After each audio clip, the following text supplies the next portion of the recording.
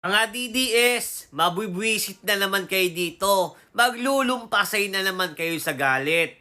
Alam nyo mga DDS, tumingin kayo sa tunay na katotohanan. Huwag sa kathang isip lamang.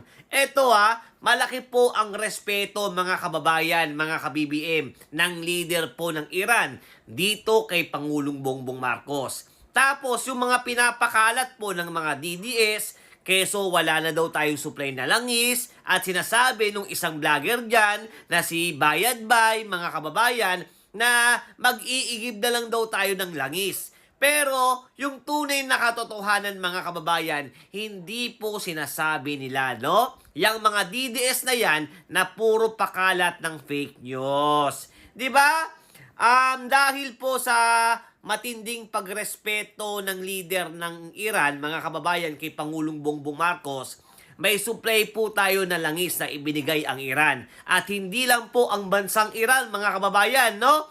Marami pong bansa ang rumirespeto kay Pangulong Bongbong Marcos. At marami ding bansa ang gustong magbigay ng supply ng langis para sa Pilipinas. 'Di ba? O kung panahon ni Digong 'yan, wala. Baka tilampal ng leader ng Iran itong si Digong, 'di ba?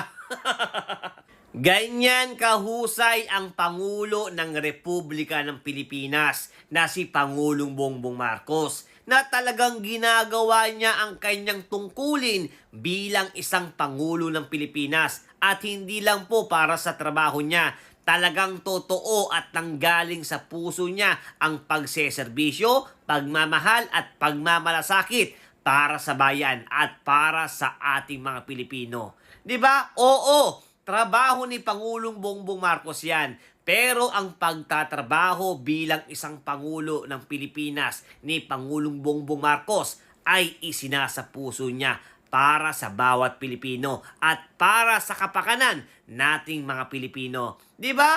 Ayan no, malaki po ang respeto ng leader ng Iran kay Pangulong Bongbong Marcos. Kaya mga kababayan, meron po tayong supply na langis na galing po sa Iran at madadagdagan pa yan dahil maraming gustong magbigay ng supply na langis para sa bansa natin. Ganyan kahusay, katalino, kagaling si Pangulong Bongbong Marcos at ganyan kasipag bilang isang presidente ng Pilipinas at talagang merong tunay na pagmamahal at pagmamalasakit para sa bansang Pilipinas. At ito pa mga kababayan, hindi po pinapabayaan ni Pangulong Bongbong Marcos ang ating mga bayani at mga dakilang mga OFW